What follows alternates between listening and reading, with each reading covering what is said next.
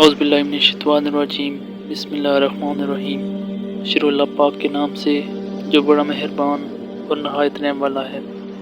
تمام دیکھنے اور سننے والوں کو السلام علیکم۔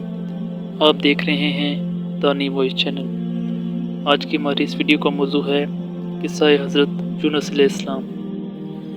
حضرت یونس علیہ السلام جنہیں ذو النون بھی کہا جاتا ہے، اپنی قوم کے بارے میں اللہ تعالیٰ نے فرمایا، کیا کوئی بستی ہے جو عذاب کو دیکھ کر ایمان لے آئی اور اس وقت اس کے ایمان نے اسے عذاب سے بچایا؟ جواب کوئی نہیں ہے سوائے یونس کی قوم کے۔ جب وہ ایمان لے آئے تو ہم نے دنیا کی زندگی میں ان سے رسوائی کا عذاب ہٹا دیا اور انہیں تھوڑی دیر تک فائدہ اٹھانے دیا۔ نینوا شہر کے باشندے بت پرست تھے جو بے شرمی کی زندگی بسر کرتے تھے۔ حضرت یونس علیہ السلام کو اللہ کی عبادت سکھانے کے لیے بھیجا گیا۔ لوگوں کو اپنی عبادت میں اس کی مداخلت پسند نہیں تھی، اس لیے انہوں نے بحث کی۔ ہم اور ہمارے آباء و اجداد نے کئی سالوں سے ان دیوتاؤں کی پرستش کی ہے اور ہمیں کوئی نقصان نہیں پہنچا ہے۔ وہ انہیں بت پرستی کی حماقت اور اللہ کے قوانین کی بھلائی کے بارے میں سمجھانے کی کوشش کریں، اور جس نے اسے نظر انداز کیا اس نے انہیں خبردار کیا کہ اگر وہ اپنی حماقت پر قائم رہے تو جلد ہی اللہ کا عذاب آئے گا۔ اللہ سے ڈرنے کی بجائے انہوں نے یونس کو بتایا کہ وہ اس کی دھمکیوں سے نہیں ڈرتے، یہ ہونے دو۔ انہوں نے اسے بتایا۔ یونس مایوس ہو گیا۔ اس صورت میں آپ کو آپ کے مصائب پر چھوڑ دوں گا۔ یہ کہہ کر آپ نے نینوا چھوڑ دیا، اس ڈر سے کہ جلد ہی اللہ کے غضب کا سامنا ہوگا۔ ذو النون یونس کو یاد کرو جب وہ غصے میں چلا گیا تھا اور تصور کیا تھا کہ ہم اسے جو مصیبتیں اس پر پڑی تھی کو سزا نہیں دیں گے۔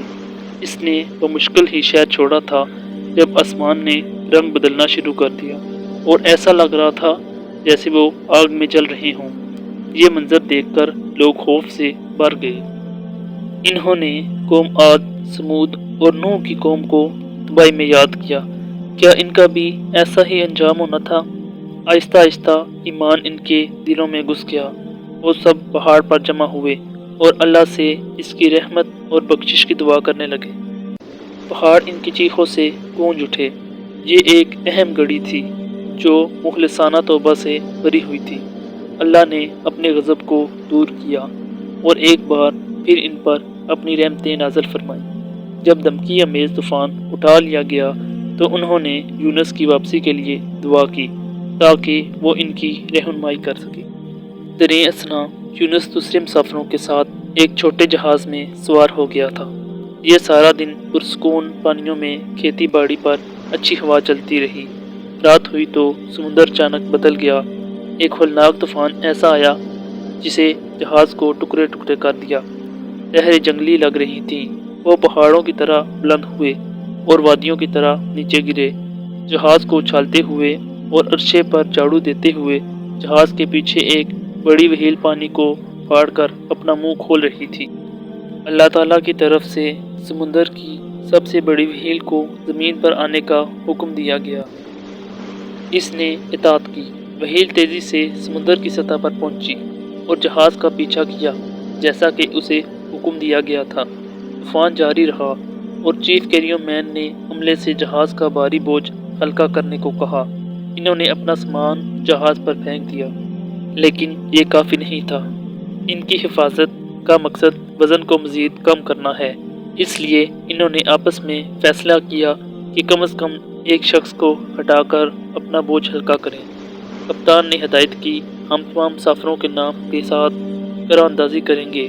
جس کا نام لیا جائے گا اسے سمندر میں پھینک دیا جائے گا۔ یونا جانتا تھا کہ طوفان کا سامنا کرتے وقت یہ بحری جہاز کی روایات میں سے ایک تھی۔ یہ ایک عجیب مشرکانہ روایت تھی، لیکن اس وقت اس پر عمل کیا جاتا تھا۔ یونس کی مصیبت اور بحران شروع ہوا۔ یہاں وہ نبی تھا جو مشرکانہ اصولوں کے تابع تھا، جو سمندر اور ہوا کو دیوتا مانتا تھا، جو فساد کرتے تھے۔ کپتان کو ان دیوتاؤں کو خوش کرنا تھا۔ یونا نے ہچکچاتے ہوئے لاٹ میں حصہ لیا اور اس کا نام دوسرے مسافروں کے ناموں میں شامل کر دیا گیا۔ قرعہ ڈالا گیا اور یونس ظاہر ہوا۔ چونکہ وہ جانتے تھے کہ وہ ان میں سب سے معزز ہے، اس لیے وہ اسے غصے کے سمندر میں پھینکنا نہیں چاہتے تھے، لہٰذا انہوں نے دوسرا لاٹ نکالنے کا فیصلہ کیا۔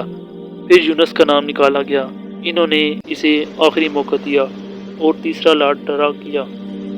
بدقسمتی سے یونس کے لیے اس کا نام دوبارہ سامنے آیا۔ یونس نے جان لیا کہ اس سب میں اللہ کا ہاتھ ہے، کیونکہ اس نے اللہ کی رضامندی کے بغیر اپنا مشن چھوڑ دیا تھا۔ معاملہ ختم ہو گیا اور یہ طے پایا کہ یونس خود کو پانی میں پھینک دیں۔ یونس جہاز کے کنارے پر کھڑا غضبناک سمندر کو دیکھ رہا تھا۔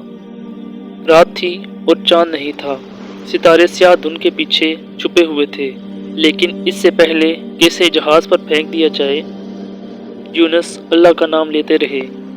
جب وہ بپھرے ہوئے سمندر میں چھلانگ لگا کر بڑی لہروں کے نیچے غائب ہو گئے، وہیل نے یونس کو اپنے سامنے لہروں پر تیرتے ہوئے پایا۔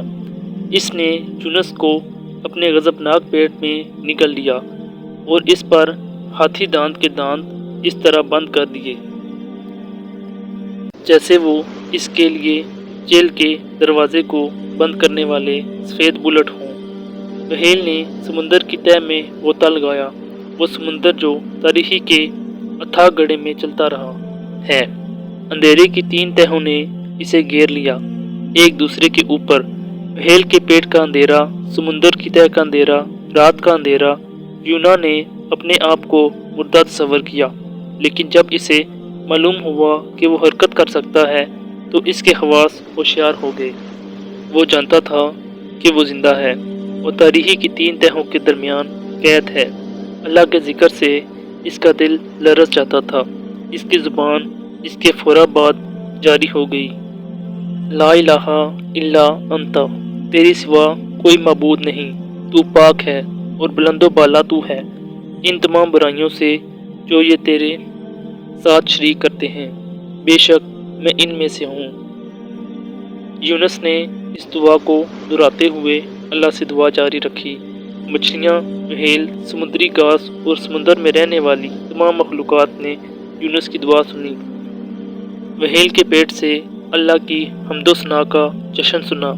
یہ تمام مخلوقات وہیل کے گرد جمع ہو گئیں اور ہر ایک اپنے اپنے انداز اور اپنی زبان میں باری باری اللہ کی حمد و ثنا کرنے لگی۔ وہیل نے بھی اللہ کی حمد منانے میں حصہ لیا اور سمجھ لیا کہ اس نے ایک نبی کو نگل لیا ہے، اس لیے یہ خوف محسوس ہوا۔ تاہم اس نے خود سے کہا، میں کیوں ڈروں؟ اللہ نے مجھے حکم دیا کہ میں اسے نکل جاؤں۔ اللہ تعالیٰ نے یونس کی سچی توبہ کو دیکھا اور وہیل کے پیٹ میں ان کی دعا سنی۔ اللہ تعالیٰ نے وہیل مچھلی کو حکم دیا کہ وہ یونس کو ایک جزیرے پر لے آئے۔ وہیل نے اطاعت کی اور سمندر کے سب سے دور تک تیرنے لگی۔ اللہ نے اسے گرم تازگی بخش سورج اور خوشگوار زمین کی طرف اٹھنے کا حکم دیا۔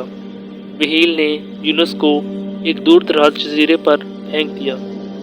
وہیل کے پیٹ میں تیزاب کی وجہ سے اس کا جسم سوجن تھا، وہ بیمار تھا، اور جب سورج طلوع ہوا تو اس کی کرن نے اس کے سوجے ہوئے جسم کو ایسے جلا دیا کہ وہ درد سے چیخنے کے راستے پر تھا۔ تاہم اس نے درد کو برداشت کیا اور اللہ سے اپنی دعا دہراتا رہا۔ اللہ تعالیٰ نے حفاظت کے لیے اس کے اوپر ایک انگور کی بیل بہت لمبی کر دی۔ پھر اللہ تعالیٰ نے یونس کو صحت یاب کر دیا اور انہیں معاف کر دیا۔ اللہ تعالیٰ نے یونس کو بتایا کہ اگر وہ اس سے دعا نہ کرتا تو وہ قیامت تک وہیل کے پیٹ میں رہتا۔ اللہ تعالیٰ نے ارشاد فرمایا، اور بے شک یونس رسولوں میں سے تھے۔ جب وہ بھری ہوئی کشتی کی طرف بھاگا تو کرہ ڈالنے پر راضی ہو گیا اور وہ ہارنے والوں میں سے تھا۔ پھر اسے ایک بڑی مچھلی نے نگل لیا اور اس نے ایسا فعل کیا جو قابل ملامت تھا۔ اگر وہ اللہ کی تسبیح کرنے والوں میں سے نہ ہوتا تو قیامت تک مچھلی کے پیٹ میں رہتا، لیکن ہم نے اسے ننگے کنارے پر اس حالت میں ڈال دیا کہ وہ بیمار تھا، اور ہم نے اس پر لوکی کا ایک پودا اگایا اور ہم نے اسے 1,00,000 شاہ اس سے بھی زیادہ لوگوں کی طرف بھیجا۔ اور وہ ایمان لے آئے۔ بس ہم نے ان کو تھوڑی دیر تک مزہ دیا۔ آہستہ آہستہ اس نے اپنی طاقت دوبارہ حاصل کر لی اور اپنے آبائی شہر نینوا کا راستہ تلاش کر لیا۔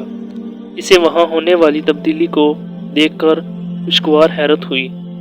پوری آبادی ان کے استقبال کے لیے نکلی۔ انہوں نے اسے بتایا کہ وہ اللہ پر ایمان لے آئے ہیں۔ انہوں نے ایک ساتھ مل کر اپنے مہربان رب کے شکر گزاری کی دعا کی۔ ابن عباس رضی اللہ تعالیٰ عنہ بیان کرتے ہیں کہ رسول اللہ صلی اللہ علیہ وآلہ وسلم نے فرمایا، کوئی یہ نہ کہے کہ میں یونس بن متی سے بہتر ہوں۔